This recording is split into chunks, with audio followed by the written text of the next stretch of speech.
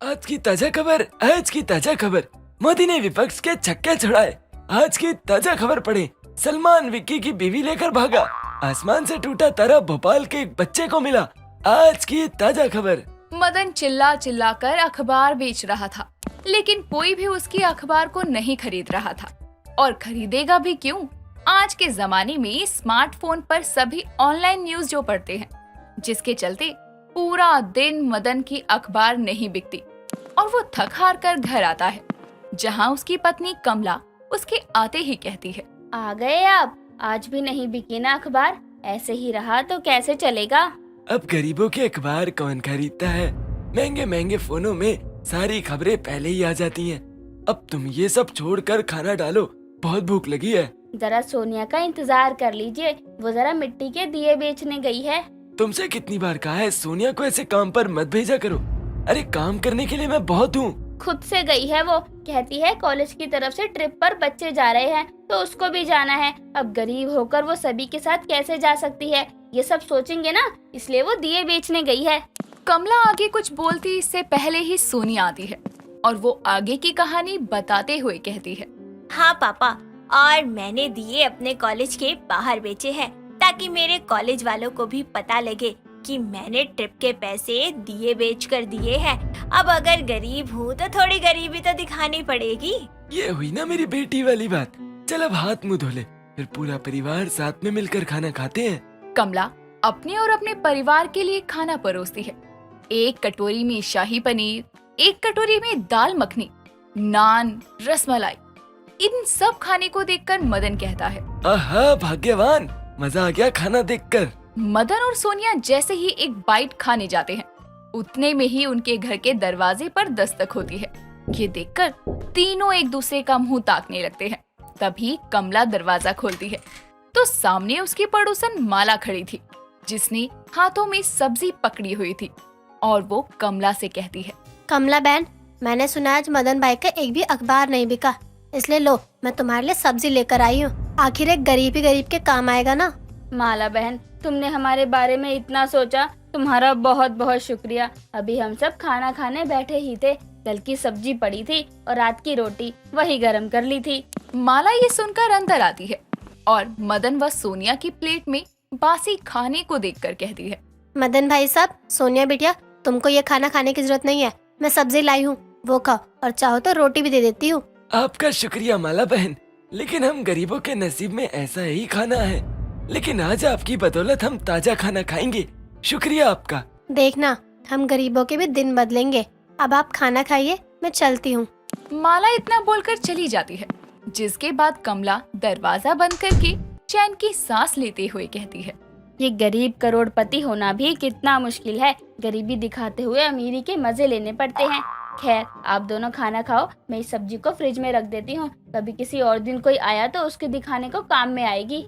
इतना बोलकर कमला सब्जी रख लेती है और तीनों मिलकर अपना शाही खाना एंजॉय करते हैं। अगली सुबह सोनिया कॉलेज जाने के लिए अपनी एक नई ड्रेस निकालते हुए कहती है, माँ, आज मैं ये वाली ड्रेस पहन जाऊँ कॉलेज? पर बिटिया, ये तो ब्रांडेड है, तुझे पता है सब देखेंगे तो क्या सोचेंगे कि इनके पास इतना पैसा कहाँ से आया। हाँ बिटिया, मुझे देख, मैं फटे हुए पजामे पहन कर जाता हूँ अखबार बेचने। अरे पापा मम्मी क्यों परेशान होते हो, मैं भी आपकी बेटी हूँ। इतनी गरीबी दिखाऊंगी ना कि किसी ने सोची तक नहीं होगी। इतना बोलकर सोनिया ड्रेस के ऊपर लगे लेबल को बदलकर जारा को मारा कर देती है। और जब वो ये ड्रेस पहनकर घर से बाहर जाती है तो उसकी पड़ोसन माला देखकर कहती है, अरे सोनिया बेटी, तुम्हारी ड्रेस तो बहुत अच्छी लग रही है, लेकिन महंगी लग रही है। महंगी? पता नहीं आंटी, मेरी कॉलेज में एक लड़की इस ड्रेस को कूड़े में फेंक रही थी। उसकी मम्मी ने उसको दी थी, उसको पसंद नहीं आई, उसने फेंक दी, मैंने उठा ली। मेरे पास तो इतने अच्छे कपड़े खरीदने के पैसे हैं नहीं, तो मैंने उठाकर पहन ली। बेटा, तूने सच में बहुत बुरे हालात देखे हैं। गरीबी बच्चों से उनका बचपना छीन लेती है। वो तो अच्छा है कॉलेज में गरीब बच्चों के लिए पढ़ाई मुफ्त है, वरना इस गरीबी के चलते तू कभी कॉलेज जा ही नहीं पाती। हाँ आंटी, ये तो सच बोला आपने। अब गरीब है तो गरीबी तो झेलनी पड़ेगी। अच्छा, मैं चलती हूँ। सोनिया अपने कॉलेज चली जाती है, जिसके बाद उसको कॉलेज में सभी अच्छी ड्रेस पहने देखकर शॉक हो जाते हैं। तभी उसके कॉलेज की एक लड़की मीशा उसके पास आकर कहती है, आज ये गरीब दिए वाली अमीरों सी कैसी सजी है। ड्रेस देखने में तो ब्रांडेड लग रही है, लेकिन ऐसा कौन सा ब्रांड है जो गरीबों को स्पॉन्सर कर रहा है। मीशा सोनिया के आगे पीछे घूमती है। तभी उसको सोनिया की गर्दन के पीछे ड्रेस में उस ड्रेस का टैग दिखता है जिसमें लिखा हुआ था मारा। ये देखकर मीशा उस टैग को उखाड़ते हुए सबसे कहती है, देखो गाइस, गरीबों का नया ब्रांड खुला है, ज़ारा का सस्ता वर्जन मारा। किसी ने इसको मार मार कर मारा का ब्रांड दिया होगा। क्या बात है, दिए बेच के गरीबी मिटाने की कोशिश हो रही है तेरी, लेकिन याद रखियो कि तू गरीब है और गरीब ही रहेगी। मैं अपनी जगह नहीं भूलती, मैं गरीब हूँ, ये बात मुझे अच्छे से पता है। सोनिया को पूरा कॉलेज गरीब गरीब कहकर चिढ़ाता था, लेकिन वो किसी को पलटकर जवाब तक नहीं देती। तो वहीं दूसरी तरफ मदन दोबारा से ट्रैफिक सिग्नल के पास जाकर गाड़ियों के रुकने पर उनके शीशे खटखटाते हुए कहता है, साहब ये अखबार ले लो, आज की ताजा खबरें लिखी हैं। साहब एक तो ले लो, गरीब के घर चूल्हा जल जाएगा साहब। मदन गाड़ियों के पीछे भागता, लेकिन कोई उसका अखबार नहीं खरीदता। एक आधा कोई बूढ़ा व्यक्ति खरीद लेता, तो बस यही उसकी कमाई थी। बावजूद इसके वो रोज खुशी से घर आता और दिक्कत समस्या उसे जीने में बिल्कुल भी नहीं थी। उसकी अखबार ना बिकने पर कभी उसने किसी से पैसे उधार तक नहीं मांगे थे, जिसके चलते कुछ लोगों को उस पर शक होता है। और एक दिन सुबह सुबह जब पूरा परिवार सो रहा था, तभी घर के दरवाजे पर दस्तक होती है। ये दस्तक सुनकर कमला कहती है, अजी देखिए ना कौन है, चैन से सोने भी नहीं देते। मुझे नींद आ रही है, तुम देखो उठकर। दोनों ही एक दूसरे को बोलते रहते हैं। इतने में जोरों से दरवाजा बजता है और एक आवाज आती है, खोलते क्यों नहीं हो? इनकम टैक्स डिपार्टमेंट से आए हैं, खोलो दरवाजा। ये सुनते ही पूरे परिवार की आंख खुलती है, जिसके बाद ना चाहते हुए भी उन्हें दरवाजा खोलना पड़ता है। अब पूरे घर की तलाशी की जाती है, साथ ही घर से मिलने वाले सारे कागजात इनकम टैक्स डिपार्टमेंट में लेके जाए जाते हैं, जहां मदन और उसका पूरा परिवार जाता है। सारे पेपर्स की जांच करके पता चलता है कि मदन की खुद की 5 कंपनी है और उसके सारे पेपर्स लीगल थे। वो टैक्स टाइम पर भरता था और कुछ भी काले तरीके से उसने नहीं छुपाया था। ये देखते हुए इंस्पेक्टर मदन से कहता है, तुम तो एक गरीब करोड़पति निकले, लेकिन ये बताओ इतना पैसा होते हुए, इतना कारोबार होते हुए यूं गरीबों की तरह क्यों रह रहे हो, जबकि सब कुछ लीगल तरीके से चला रहे हो? साहब आजकल अमीरों के इतने दुश्मन हैं कि मैं नहीं चाहता था मेरे कारोबार को या मेरे परिवार को कोई बुरी नजर लगे, इसलिए इतना पैसा होते हुए भी मैं गरीब करोड़पति बन के रहा, जिससे मैं और मेरा परिवार खुश रह सके। हाँ साहब, और हमें ऐसे रहने में कोई परेशानी नहीं थी। लेकिन अब सब कुछ सबके सामने आ गया कि तुम एक गरीब नहीं बल्कि करोड़पति हो। कोई नहीं साहब, एक न एक दिन तो होना ही था। मदन के हामी भरने पर इनकम टैक्स प्रेस कॉन्फ्रेंस करके सबको बताता है कि गरीबों की झोपड़ी में एक गरीब करोड़पति रहता था। ये खबर जब पूरे शहर में फैलती है तो मदन, कमला और सोनिया को जानने वालों के होश उड़ जाते हैं। माला अपने घर में ये खबर देखकर कहती है, हे भगवान, अब तो गरीबों से विश्वास ही उठ जाएगा। कौन गरीब है, कौन दिखावा कर रहा है, पता ही नहीं चलता। तो वहीं मीशा ये खबर देखकर बोलती है, वो सोनिया एक करोड़पति बाप की बेटी है, मतलब उसकी वो ड्रेस मारा की नहीं ज़ारा की थी। अब मैं उसके सामने गई तो उसकी नहीं मेरी ही बेइज्जती होगी। सच सामने आने के बाद मदन अब अपने असली घर यानी कि एक बंगले में शिफ्ट होता है, जिसके बाद वो कई ऐसे काम करता है जिससे गरीबों की मदद हो सके। साथ ही अब उसको और उसके परिवार को गरीबी का दिखावा नहीं करना पड़ता। गुनगुन कोलकाता सिटी में अपने पूरे परिवार के साथ रहा करती थी। गुनगुन के पिता एक स्कूल मास्टर थे और वहीं उनकी माँ गाने की टीचर थी। गुनगुन को झालमुरी खाने का बहुत शौक था। उसे जब भी वक्त मिलता वो झालमुरी खाने बैठ जाती। एक शाम गुनगुन झालमुरी बना रही होती है कि तभी उसकी बचपन की दोस्त टिया गुनगुन से मिलने के लिए आती है और उसकी माँ रेशमा से बोलती है, मासी माँ, गुनगुन कहाँ है? वो रसोई में झालमुरी बना रही होगी, उसके अलावा कोई काम नहीं है। ठीक है, देखती हूँ उसे। वैसे मासी माँ, आजकल आप बहुत सुंदर होती जा रही हो। इस सुंदरता का राज मुझे भी बताओ। मस्का कम लगाया कर और जाके देख उस पगली की झालमुरी बनी या नहीं। इतना कहकर टिया भी गुनगुन के पास झालमुरी खाने के लिए चली जाती है। फिर दोनों चटकारे लेकर झालमुरी खा रहे होते हैं कि तभी गुनगुन और टिया की दोस्त दीपा भी वहाँ आ जाती है और तीनों मजे से झालमुरी का मजा लेने लगते हैं कि तभी दीपा गुनगुन से कहती है, गुनगुन, तेरे हाथ की झालमुरी बहुत मिस करेंगे हम। हाँ यार, मुझे भी बहुत याद आएगी। तू क्यों जा रही है दिल्ली? स्टडी करने पागल लड़की, तू भी चल। फिर वहाँ भी ना हम सब अपना स्पेशल झालमुरी बना के खाएंगे। तू पहले स्टडी कर ले, फिर उसके बाद एक झालमुरी का ठेला खोल लियो, MBA झालमुरी वाले, उसमें बहुत अच्छा फ्यूचर है। दीपा की बात सुनकर तीनों जोर जोर से हंसने लगते हैं और ऐसे ही मजाक मस्ती में पूरा दिन गुजर जाता है। फिर टिया और दीपा भी अपने अपने घर को निकल जाते हैं। ऐसे ही कई दिन बीत जाते हैं। गुनगुन भी अब दिल्ली अपनी स्टडी पूरी करने जा रही थी कि तभी रेशमा बोलती है, गुनगुन मेरी बच्ची, अच्छे से मन लगा के पढ़ाई करना। ओफो माँ, तुम भी कमाल करती हो, रोना धोना बंद करो। हाँ मासी माँ, ये पढ़ लिख कर झालमुरी वाली ही बनेगी। आप चिंता मत करो, बहुत सक्सेसफुल फ्यूचर है इसमें। चुप हो जाओ तुम दोनों, मेरा मजाक बना रही हो? वापस आने दो, फिर खबर लेती हूँ। इतना कहकर गुनगुन कार से एयरपोर्ट की तरफ निकल जाती है और कुछ देर बाद दिल्ली पहुंच जाती है। ऐसे ही कुछ दिन बीत जाते हैं। गुनगुन अब कॉलेज भी जाने लगी थी। उसे अब अपने शहर की झालमुरी बहुत याद आती है और वो खुद से कहती है, यार, यहाँ तो कहीं भी झालमुरी की शॉप नहीं है। कैसे गुजारा होगा मेरा? मैं बिना झालमुरी के कैसे रहूंगी? गुनगुन सोच ही रही होती है कि तभी पीछे से एक स्वीटी नाम की लड़की उससे टकरा जाती है। स्वीटी एक बहुत बड़बोली लड़की होती है जिसे बात करना बहुत पसंद था। तभी वो गुनगुन को उदास देखकर उससे बोलती है, क्या हुआ? आप इतना सैड क्यों हो? कोई दिक्कत परेशानी? अगर कोई परेशानी होती है तो मुझे जरूर याद करे, मेरे पास हर दर्द का इलाज है। मुझे झालमुरी खानी है। कब? अब। एक बात बताइए मिस, चलो कोई भी हो आप, मेरा नाम स्वीटी है और आपका नाम? गुनगुन। हाँ तो गुनगुनाओ, मैंने कब रोका है? जितना मर्जी गुनगुनाओ, कोई दिक्कत परेशानी नहीं है। दिक्कत परेशानी नहीं है कह कह के सारी सवाल कर डाले, पर जो सवाल पहले पूछा था मैंने उसका जवाब कब देंगी मिस? दिक्कत परेशानी? ओ सॉरी, हाँ तो आपको क्या खानी थी?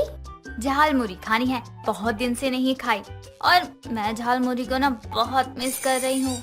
ये क्या है? आज पहली बार नाम सुना है मैंने, और नाम इतना अटपटा क्यों है भाई? क्योंकि ये चटपटा होता है ना, इसलिए इसका नाम अटपटा है। इतना कहकर दोनों मार्केट की तरफ चले जाते हैं, पर दोनों को कहीं भी झालमुरी वाला नहीं दिखता। और थोड़ी दूर के बाद स्वीटी एक ठेले से चिप्स खरीदती है और गुनगुन को भी खिलाती है। तभी गुनगुन को एक आइडिया आता है। अरे वाह, ये तो बहुत ही टेस्टी है, थोड़ा और खरीद देते हैं, मैं घर जाकर इसका कुछ बनाऊंगी। क्या? अब इसका क्या ही चटपटा बनाओगी? पहले से है, बस इस चिप्स की जान न निकाल देना। इतना कहकर दोनों कुछ चिप्स के पैकेट और प्याज टमाटर लेकर अपने रूम की तरफ चली जाती है। वहीं स्वीटी गुनगुन को देखकर हैरान हो गई और गुनगुन से बोलती है, एक बात कहूँ गुनगुन तुमको, तुम्हारे सर पर कहीं चोट लगी है क्या? नहीं, मुझे कोई चोट नहीं लगी है, पर तुम ऐसा क्यों पूछ रही हो? अरे तुम चिप्स में प्याज टमाटर डाल के खाने वाली हो। नॉर्मल लोग सब्जी में डाल के खाते हैं, पर शायद तुम नॉर्मल लोगों में नहीं आती हो। हमारे वहाँ ना झालमुरी ऐसे ही बनती है, पर एक बार इसको खा के तो देख, मजा आ जाएगा। फिर यही खाने की जिद करेगी तू हमेशा। बस कर बंगालन, इतनी भी पागल नहीं हूँ मैं जो तेरी अटपटी चीज खाने के पीछे पागल हो जाऊं। गुनगुन हंसती ही जा रही थी। स्वीटी गुनगुन को टमाटर प्याज के साथ चिप्स खाते हुए देखकर हैरान थी। ऐसे ही कुछ दिन और बीत जाते हैं। धीरे धीरे गुनगुन झालमुरी भूलकर प्याज टमाटर वाले चिप्स खाने की दीवानी हो जाती है और एक दिन गुनगुन की माँ उससे दिल्ली मिलने आती है। उफ, कितनी गर्मी है दिल्ली में, कैसे रहती है तू यहाँ? जैसे कोलकाता में रहती थी। वैसे माँ, दीपा और टिया दोनों कैसी हैं? वो दोनों भी ठीक है, उन दोनों ने तेरे लिए कुछ भेजा है। ये क्या? झालमुरी? रुको, मैं आपको दिल्ली का झालमुरी खिलाती हूँ। इसे खाने के बाद ना आप झालमुरी खाना ही भूल जाएंगी। माँ बेटी बातें कर ही रही थी कि तभी स्वीटी आ जाती है और गुनगुन की माँ रेशमा से बातें करना शुरू कर देती है। नमस्कार आंटी, मुझे इतनी ही बंगाली आती है, आपको बुरा तो नहीं लगा ना? अरे कोई बात नहीं बेटा, तुमने इतना बोल लिया वही काफी है। आंटी, आपको कोई दिक्कत परेशानी तो नहीं हुई ना यहाँ आने में? अगर कोई भी दिक्कत परेशानी हो तो मुझे याद कीजिएगा, मैं हमेशा हाजिर हूँ। गुनगुन, वैसे इस दिक्कत परेशानी का नाम क्या है? अभी तक बताया नहीं इसने। गुनगुन की माँ की बात सुनकर स्वीटी, गुनगुन और रेशमा तीनों हंसने लगते हैं। अब फिर क्या था, गुनगुन चिप्स में प्याज टमाटर मिलाती है और चिप्स में ये सब डालकर खाने लगती है। ऐसे ही कुछ दिन बीत जाते हैं। गुनगुन की माँ रेशमा भी अब वापस कोलकाता अपने घर लौट जाती है। गुनगुन का चिप्स में प्याज टमाटर डालकर खाना कुछ ज्यादा ही हो गया था।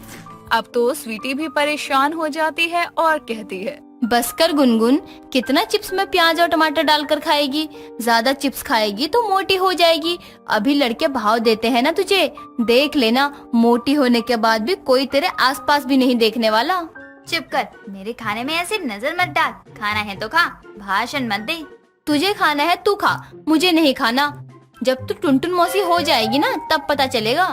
खाने से मोटी नहीं हो रही, पर हाँ तेरी तीखी तीखी बातें मुझे जरूर मोटा कर देंगी। इतना कहकर गुनगुन और चिप्स निकालकर उसमें प्याज टमाटर डालकर खाने लगती है। ऐसे ही दिन बीतते हैं। कुछ दिनों बाद जब गुनगुन मार्केट से चिप्स प्याज और टमाटर लेने जाती है तो सब्जी वाले से कहती है, भैया ये टमाटर कैसे दिए? 2 किलो टमाटर 250 में, और 1 किलो टमाटर लेंगे तो 150 रुपए लगेंगे। आप बताइए कितना देना है? क्या बात कर रहे हो भैया, 150 रुपए में 1 किलो? इतना महंगा टमाटर? बाप रे, ये टमाटर है क्या सोना? इतना महंगा क्यों बता रहे हो? अरे लेना है तो ले जाइए, ज्यादा मोल भाव मत कीजिए हमरे साथ, ठीक है? बिक्री के टाइम पे पता नहीं कहाँ कहाँ से चले आते हैं। चलो निकलो यहाँ से। अरे लगा गई पनौती, कुछ लेना देना होता नहीं है इनको, बस नौटंकी करवा लो इनसे।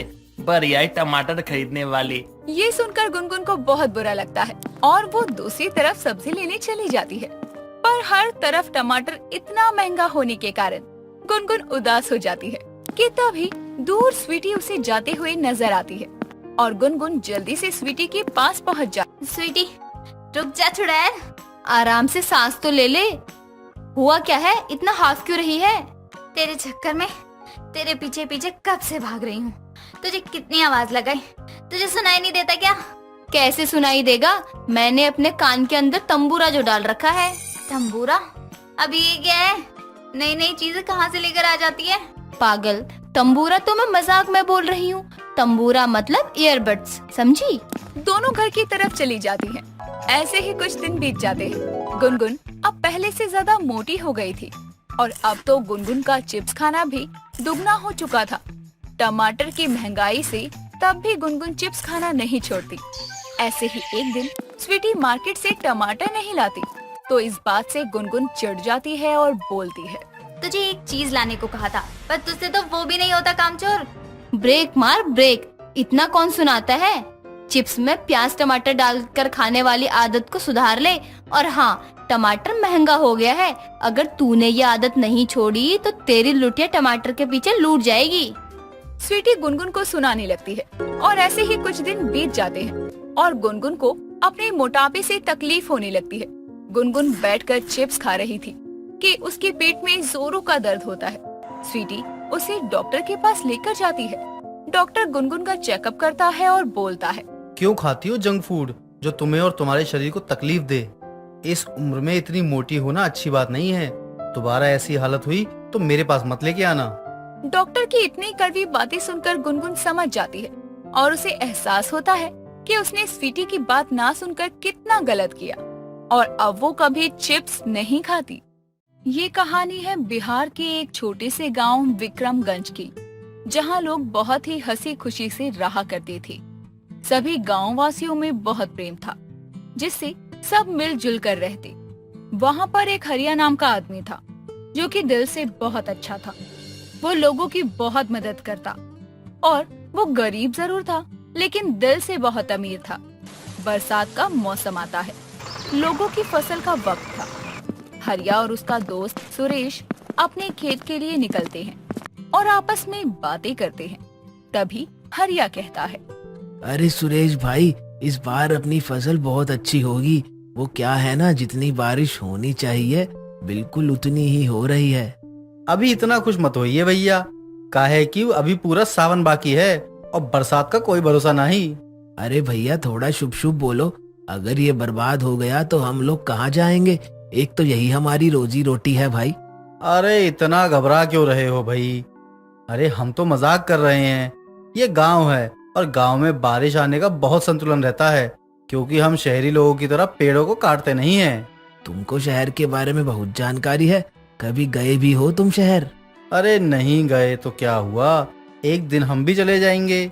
अब बच्चे बड़े हो रहे हैं, कब तक इस गांव में रहकर गुजारा करेंगे? हमने तो सुना है वहाँ कुछ भी नहीं है, सब कुछ इतना महंगा हो गया है। कम से कम अपने गांव में सब सस्ता तो है। अरे हम तो शहर कभी नहीं जाएंगे, ये गांव ही हमारा माई बाप है। हरिया और सुरेश दोनों बातें करते करते अपने खेत पर चले जाते हैं, जहाँ हरिया और सुरेश बहुत अच्छे दोस्त थे। वहीं हरिया की पत्नी मोहिनी और सुरेश की पत्नी विमला भी दोनों एक अच्छी पड़ोसन के साथ साथ अच्छी दोस्त थी। ऐसे ही एक दिन मोहिनी और विमला बाजार जा रही थी कि तभी विमला बोलती है, भगवान करे इस बार फसल अच्छी हो जाए ताकि हम इस बार त्योहार अच्छे से मना सके। हाँ विमला बहन, तुम बिल्कुल सही बोल रही हो। 2 साल पहले बाढ़ आई थी जिसका असर 2 साल तक रहा, लेकिन इस बार बारिश ठीक ठाक हुई तो हमारी फसल बहुत अच्छी होगी। हाँ, वैसे हमारे पति कह रहे थे कि शहर चले जाते हैं, वहाँ बहुत काम मिलता है, कैसे भी करके गुजर बसर तो हो ही जाएगा। हमारा भी बहुत मन है कि हम भी शहर में रहें, पर हमारे वो इसके लिए कभी नहीं मानते हैं। हमें तो लगता है जब तक यहाँ बाढ़ नहीं आएगी कोई जाएगा ही नहीं। अब तुम हमारे झुमरी के पिता को ही देख लो, जो गांव से निकलकर शहर गए हैं और अच्छी जिंदगी चला रहे हैं। अरे बहन, बाढ़ का नाम मत लो। तुमको तो पता है अगर बाढ़ आई तो कितना नुकसान हो जाएगा, और हमारा गांव बहुत छोटा सा है, सब कुछ बह जाएगा। अब तो सब भगवान के भरोसे है बहन, हम तो बस यही मान सकते हैं कि सब कुछ कुशल मंगल हो। दोनों बातें करते करते बाजार जाती हैं और वहाँ से सब्जियाँ लेकर घर आ जाती हैं। ऐसे ही कुछ दिन बीतते हैं। गांव में सब कुछ अच्छा चल रहा था कि तभी गांव में अचानक से आंधी आती है, और वो आंधी काफी देर तक रहती है और 5 घंटे बाद बंद होती है। आंधी बंद होने के बाद हरिया और सुरेश घर के बाहर आते हैं, और साथ ही साथ हरिया का बेटा चंगू और सुरेश का बेटा कमल भी आते हैं। और चंगू बोलता है, कमल चलना, बाग में ना बहुत आम गिरे होंगे, चल जाके चुन लेते हैं। अरे नहीं नहीं, तू मौसम तो देख, अगर दोबारा आंधी आई तो हम उड़ जाएंगे और मेरे बाबा जी मुझे बचाने भी नहीं आएंगे। ना बाबा ना, तू जा। कितना डरता है तू? अरे अब तो तू 10 साल का हो गया है और बिना बाबा के नहीं रह पाता, डरपोक कहीं का। मैं तो जा रहा हूँ। उन दोनों को बात करता सुनकर हरिया बोलता है, कमल सही बोल रहा है चंगू बेटा, अभी कुछ नहीं पता है कि आंधी रुकेगी या नहीं, इसलिए घर में रहो, बाहर नहीं जाना। पता नहीं क्या ही होगा। अब एक आंधी आ गई है और इतना नुकसान कर गई है, अब बारिश का कोई पता नहीं। आप सही कह रहे हैं भाई साहब, मैं तो कहती हूँ कि ज्यादा बारिश ना हो, बस फसल कट जाए, उसके बाद जो होना होगा हो जाए। अरे हम परमात्मा के खिलाफ थोड़ी हैं जो वो हमारा नुकसान करेंगे। अरे हम तो इंद्र देव के भक्त हैं, उनकी पूजा करते हैं। हम तो बस इतना चाहते हैं कि गांव पर कोई परेशानी ना आए। सभी गांव वाले भगवान के भरोसे सब कुछ छोड़ देते हैं और अपना काम करने लगते हैं। ऐसे ही दिन बीतता है। एक बड़ी आंधी के बाद गांव में बारिश का कहर होता है। पहले तो बारिश 2 घंटे में खत्म हो जाती थी, लेकिन इस बार ऐसी बारिश हुई कि 5 दिनों तक रुकने का नाम नहीं लिया, जिससे गांव में बाढ़ आ गई और लोग बहुत परेशान हो गए। ज्यादा बारिश होने की वजह से लोगों के घर ढह गए, लोगों के जानवर बाढ़ में बह गए और साथ ही साथ उनके खेतों के सारे अनाज पानी में डूब गए। ऐसे ही एक दिन बारिश रुकती है। लोग अपने अपने ठिकाने से बाहर आते हैं और अपना अपना सामान देखने चले जाते हैं। सुरेश और हरिया दोनों भी बाहर आते हैं और सुरेश बोलता है, देख लो भगवान पर भरोसा करने का अंजाम। भगवान हमारा भला करने की जगह इतना नुकसान करके बैठ गया है। हम कर भी क्या सकते हैं, हमारी रोजी रोटी यही है। हम यहाँ से बाहर कहीं नहीं जा सकते, बस ये पानी सूखने का इंतजार करना होगा। अरे ये पानी सूखते सूखते तो पता ही नहीं कितना वक्त लग जाएगा। जब तक हम क्या भूखे रहेंगे, मर जाएंगे हम। हमें तो भाई यहाँ से ले चलो। हाँ भाई साहब, बिल्कुल ठीक कह रहे हैं। इस बाढ़ का पानी सूखते सूखते तो हम लोग मर ही जाएंगे। हम भी इनके साथ कहीं और चलते हैं। अरे तुम चुप रहो, ये हमारी धरती माँ है, हम इसको छोड़कर कहीं नहीं जाएंगे और पानी सूखने का इंतजार करेंगे। अरे जब पूरे साल ये जमीन हमें मुनाफा देती है, तब तुम लोग क्यों रहते हो यहाँ? और अगर थोड़ा सा नुकसान हो भी गया तो बाहर जाने की बात तो मत करो। देखो मोहिनी, तुम्हारा पति पागल हो गया है। अगर यहाँ से नहीं निकली तो मर जाओगी। इनको समझाओ और चलो यहाँ से। इतना बोलकर विमला सुरेश और कमल को पकड़कर घर ले आती है और सारा सामान समेटने लगती है। हरिया की बात से कुछ लोग सहमत तो होते हैं, तो कुछ लोग इनकार भी करते हैं। ऐसे ही दिन बीतते जाते हैं और आधा गांव खाली हो जाता है, लेकिन हरिया गांव से कहीं नहीं जाता। ऐसे ही एक दिन मोहिनी हरिया को बोलती है, देखिए जी, सभी लोग यहाँ से चले गए हैं और हम लोग यही हैं। हम लोग भी कहीं चलते हैं। यहाँ कब तक पानी सूखने का इंतजार करते रहेंगे? सुरेश भाई साहब भी चले गए हैं। जाने दो जिसको जहाँ जाना है, हम तो यहीं रहेंगे। अरे तुम ये क्यों भूल गई कि ये मिट्टी हमारी माँ है? बाहर शहरों में कुछ भी नहीं रखा है। अरे वहाँ तो ना शुद्ध वातावरण है, ना पानी है, कुछ भी नहीं है। अरे बारिश तो वहाँ भी होती है, बाढ़ वहाँ भी आती है और लोगों के पास रहने के लिए घर तक नहीं होते, लेकिन हम लोगों का घर है, अनाज है। अरे सब कुछ हमारा यही है। आपकी बुद्धि में कूड़ा भर गया है। खुद तो ऐसे मर रहे हो और हमें भी ऐसे ही मार दोगे। सभी गांव वाले एक एक करके यहाँ से जा रहे हैं, तुम ही अकेले रहना यहाँ। ऐसा कुछ नहीं होगा। जिनको पता है कि गांव ही हम गरीबों का घर है, वो यहीं आएंगे और तुम देख लेना, पानी सूखने के बाद सब वापस ही आ जाएंगे। हरिया मोहिनी की एक नहीं सुनता और गांव में ही रह जाता है। यूं ही दिन गुजरते हैं। गुजरते दिनों के साथ साथ गांव का सारा पानी धीरे धीरे करके सूखने लगता है और जो लोग गांव में रह गए थे, वो दोबारा से अपनी रोजी रोटी कमाने का जरिया ढूंढने लगते हैं। अपने अपने खेतों में दोबारा फसल उगाने लगते हैं और जो लोग गांव से गए थे, कुछ लोग वापस गांव में आ जाते हैं और कुछ दिनों के बाद सुरेश भी वापस आता है। तुम सही थे हरिया, शहरों में कुछ भी नहीं है। अरे हमें यहाँ अपनी खेती मिल जाती है, लेकिन वहाँ तो खाने के लिए लाले पड़ जाते हैं। मैं तो कह ही रहा था, अपना गांव है। ये अगर तुमको खुशियाँ देगा तो बदले में कुछ लेगा भी तो सही। हरिया की बात पर सब संतुष्ट हो जाते हैं और अपनी एक नई जीवन को शुरू करते हैं और अपने अपने जमीनों को दोबारा ठीक करते हैं और फिर एक बार पूरा गांव मिलकर रहने लगता है। कहते हैं कि अगर भगवान कुछ देता है तो बदले में कुछ लेता भी है और इसी तरह से बाढ़ में गरीबों पर कहर तो होता है, लेकिन भगवान उनको झेलने की हिम्मत भी देता है।